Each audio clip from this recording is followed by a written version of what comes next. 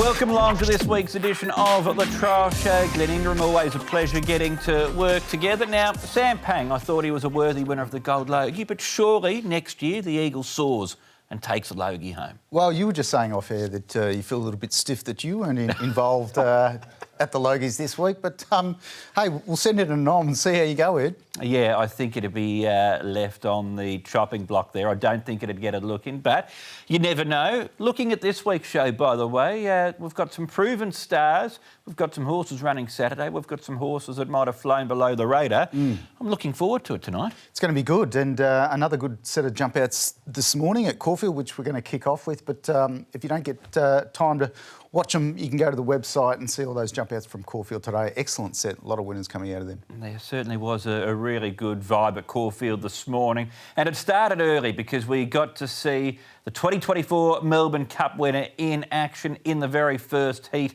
Knight's Choice. Also trailing behind him is Zakuma, who's going to be heading towards the Melbourne Cup this year. Knight's Choice, for a horse who's a staying type, I was pleasantly surprised by what he produced here, Glenn. Yeah, I'm not surprised you put him in the edits here. He was a really good jump out. Another good jump out from a horse called Deacon in the middle there, slicing through. Gee, he's going well for Philip Stokes. Generally does trial well and did jump out well at Pakenham recently. Knight's Choice, as you said, very forward, does come off Queensland, had that residual fitness, and Zakuma's a really progressive horse, isn't he? We saw that last campaign. Yeah, that was his second jump out for the preparation. Zakuma, who was there to stretch his legs, according to Graham Begg. He'll return in the Heatherly, but straight after that jump out, I spoke with Knight's Choice's jockey, Dylan Dunn.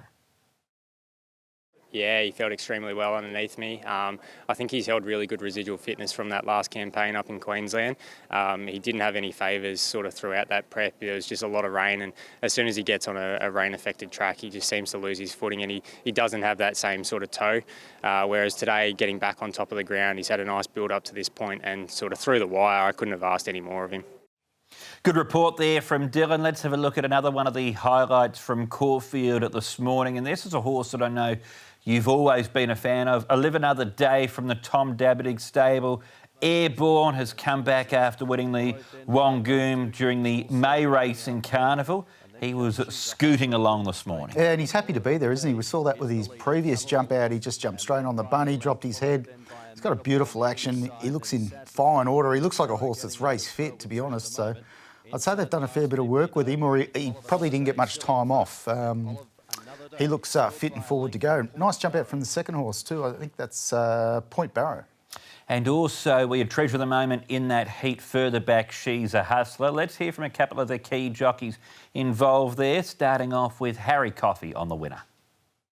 To give me a nice feel, he's a fast horse, so you wouldn't expect anything less sort of in a jump out that was pretty low pressure. They didn't go quick early, so he ended up taking it up, doing it with a lot of ease, and then he just had a nice little squeeze in the straight and, yeah, felt really nice underneath me. That's Harry Coffey there speaking about Live Another Day. What did Damien Lane make of Treasure of the Moment's jump out? She trialled well. She did everything we asked of her. She travelled well in behind and quickened up good, so happy with where she's at. Obviously, this time last year she went on to win the Memsie. Can you draw any parallels 12 months on? Yeah, I'd say she doesn't look quite as forward in the coat as she did this time last year. She was really glowing this time last year. She might not be quite as forward, although she still trialled well. So, yeah, that's probably the only comparison I can take as far as how she feels and how she trialled. She still trialled very well. She probably just doesn't look to the eye as forward as what she did this time last year. Good insight there from Damien Lane. Let's get to the horses that you've picked for the show then, Glenn Ingram. And we're going to start off with an old friend. His name is Half Yours. He's the Melbourne Cup winner from 2025. He was back at the jump outs last week. Already, the jump out form has been frank because Something's Burn and beat Zambales today. Sorry for rubbing salt into old wounds there, Glenn. Zambales, yeah, I'm not sure he was fully wound up today, the 7-start maiden. That was interesting pre-race comments. But Half Yours, look, watching this raw, I thought, oh, you know, they're going out for a jog here. This is going to be a really slow time. It was actually, the time wasn't too bad relative to the opposition on the day. So it's back last there, the light blue, black sleeves, and just comes around him. It was a pretty good jump out, but I wouldn't be reading too much into this. He looks well, and he's, again, another horse like Knight's Choice, a few others we've highlighted in recent weeks. Those horses coming back from Queensland definitely have that advantage, and you can see that here with him. Okay, because visually I looked at this as well and thought that this was just a 4-horse jump out. They haven't gone much of a gallop. But then when you've looked at that, you've seen the time and you see the form out of it. Is it better when you analyse it more beyond just the mere replay? Well, even, not really. I mean, watching it now, they look like they're going backwards. But we saw Something's Burning coming out and winning today, so good result for that horse and Chris Waller. Now, not much escapes you, Glenn Ingram. These are your eye catchers on the show this week here on the trial show. And we're going to start off with gold medalist, a lightly raced mare, but she's got a good record. She's won 5 from 8. Yeah, so they sort of they landed a plunge with this horse, third up last campaign. So just be very wary of its first couple of runs anyway, resuming. It's back last here in the green, but they went along at a scorching pace here.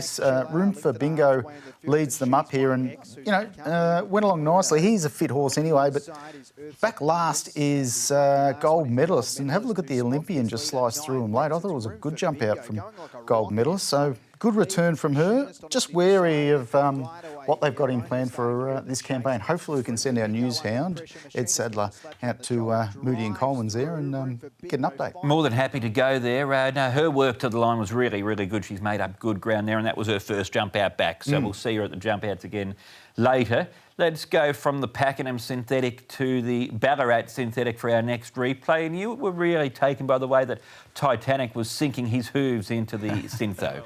Well, we're all going to back him, so if he fails first up, the ship will sink together. But Titanic is a horse that I've followed quite a bit out of the jump outs. He was able to win out at Great Western, so look, that's not going to give you a whole lot of confidence. I just think he's quite a progressive horse. Again, look, they haven't gone quick time, and I think it's been a bit of a hallmark of the jump outs this week. There hasn't been a whole lot of intent.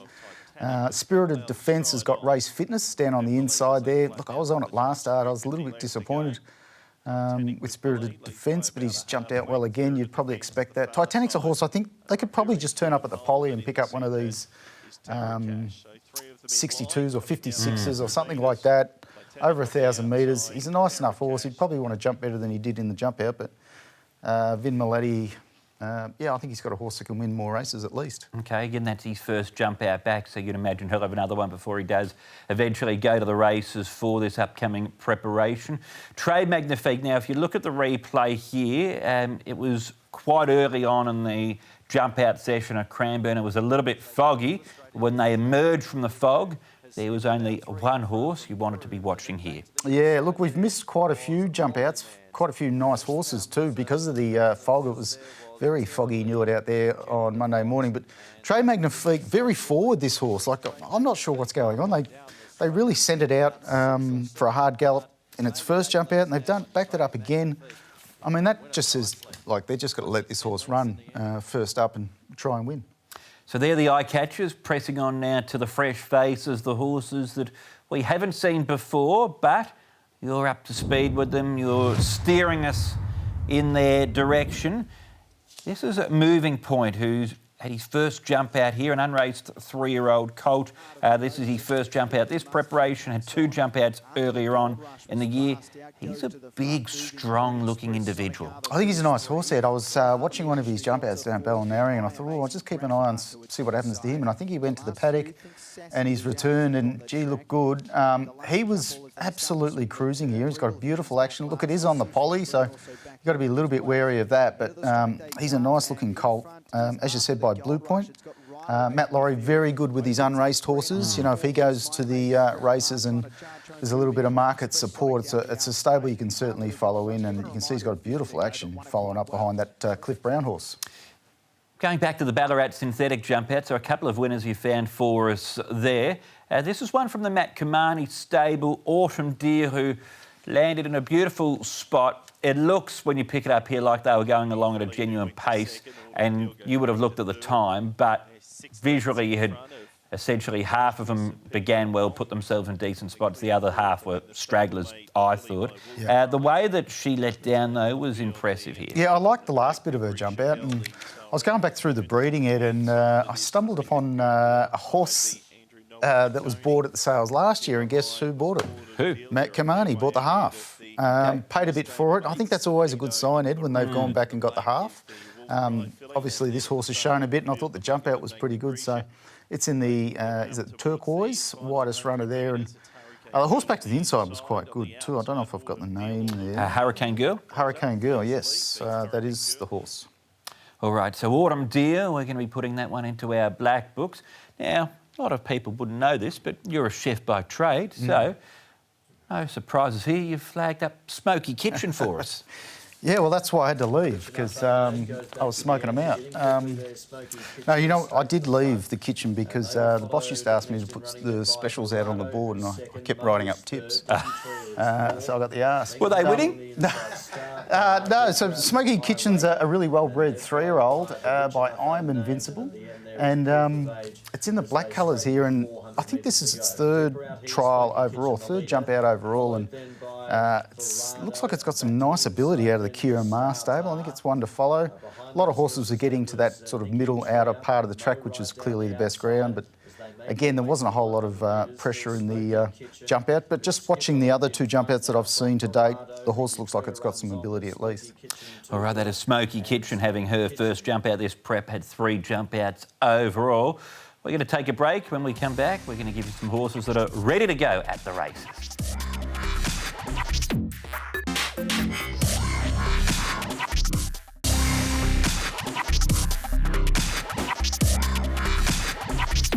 It's a pleasure to have your company here on the Trial Show. Now, some of us aren't patient, Eagle. We want winners. We want them now. Who's ready to go? All right, I think we've got a good list here of a number of horses. One of those, I think, is ready to go. That is Kingswood, the grey. Gavin Bedgood's got this horse flying. I loved his jump out on the course proper, I think it was, at Cranbourne. We saw him really slide through the line. He's a Group 1 winner, obviously. He pinched a Group 1 over in New Zealand. Yep, but the stable's always been keen on him, so I know the ride helped win the race, but he's always had, from when you talk to them, that level of ability. They think that too, do they? Yeah. No, there's there's always been a rap on it. This is She's Alibi's jump out, by the way. Yeah, so we showed this last week, but focusing on She's Alibi, but you wanted to focus here on I really want to talk about Kingswood. I think he's a really good racehorse.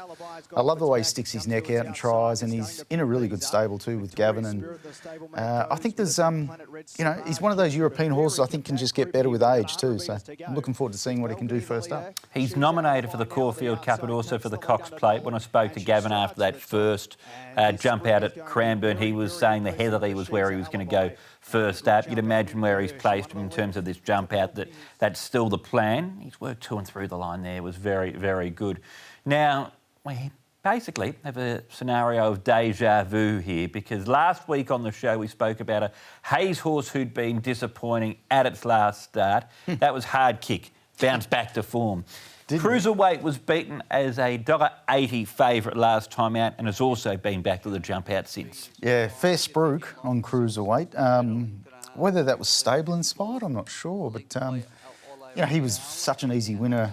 Too bad. I thought he was a little bit plain last start. I was on him, and I might be talking through the pocket, but he's been back to the jump outs. He's had a good jump out here. This is a really good heat. The horse down on the inside that's been clipped is Insane Harry from the Corstons Yard. Plymouth was absolutely trucking in fourth. Not sure what Plymouth is. Is he just purely a 2,000 metre horse? I'm not sure. Middle distance, but he's jumped out well. And Glide was very good, winning at the time-honoured Jack Ma Classic up at Wodonga there, and it was really heavily backed on the day. So there might be some upside with the horses in the year-long silks as well. So Cruiserweight had Mark Zara in the saddle for that jump out last week at Flemington. Big set of jump outs they had there too at headquarters. He's going to be running on Saturday in the second event at Sandown and Moonee Valley meeting there. He's come up as the $3.10 favourite. Fair price? I think so. Yeah, I think so. I can't see him shortening off that. But what I would say is, Humza Bay's a dead set wetty, so if we don't get rain, I think that's one will probably come out. And the other one we'll probably speak about a little bit later, Edward. Yep. Keep the surprise in store for us then, Eagle. Let's go to Written Glow next of all. So A winner in New Zealand came over here and had clear excuses at her one and only Australian start. She pulled up lame with EIPH after a wide transit. So completely forget about that. Yeah, and Market was all over it too. It was big drifter on the day, but it has had 3 jump outs now. I'm just not sure what they're doing with this horse because it was in at Bendigo. I thought it was a pretty winnable race there at Bendigo last week, midweeks, and they didn't go there. So it's been to Werribee. It's had 2 now at Flemington. She's going to be forward wherever she turns up. The other jump out I liked here was a horse called Azorian, who's in the orange here. Ben Melm's riding for Team Hawkes.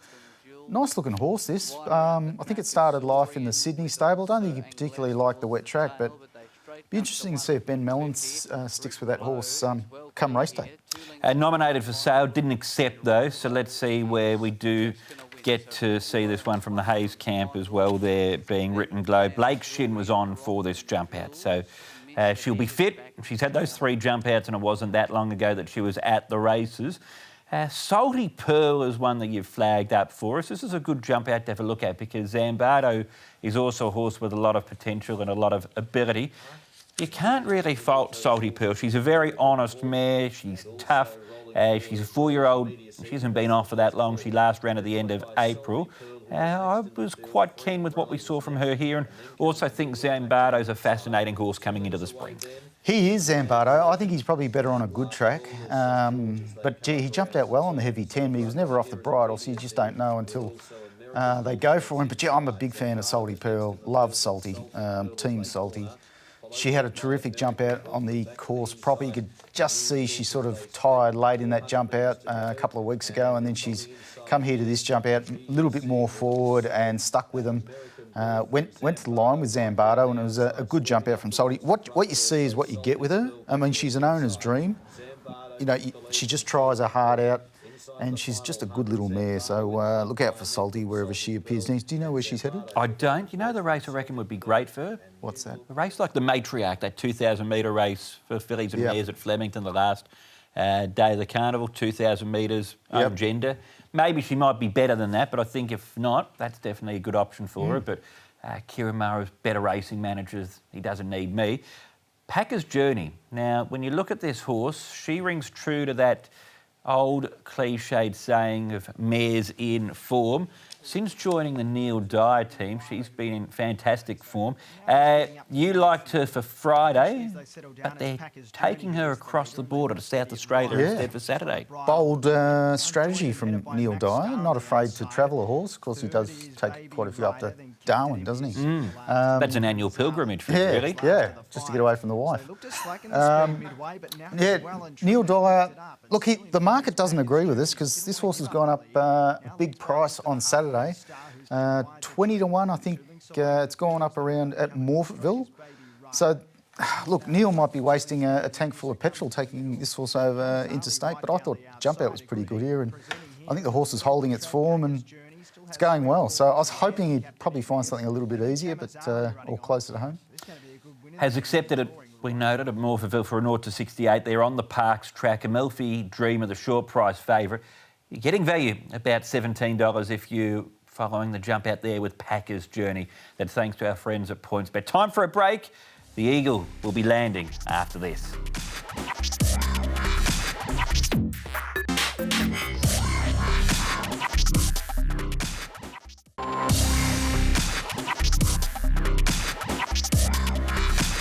For the trial show family, if you were punting at Caulfield last Saturday, you would have had a good day with Natural Fling, Shadavar, Hard Kick, Shadavar particularly at $6.50. All right, Eagle, what have you landed on? What have you got for us this week? The first of those is Ruby's Choice from the Greg Urell stable. Now, this horse has had 2 jump outs. One of those was on the course proper at Cranbourne. This is the second one. And what I liked about this, Ed, there's a nice little benchmark here that we can measure this horse against, and that is Surreal I Am, who's absolutely flying. The horse is hard and fit.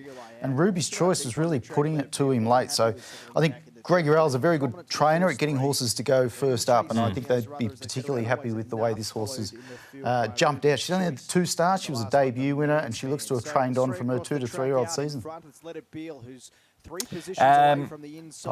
Look at her record. I've had 2 people talking to me at the same time, and I'm one of those basic males, Eagle, that can only do one thing at a time.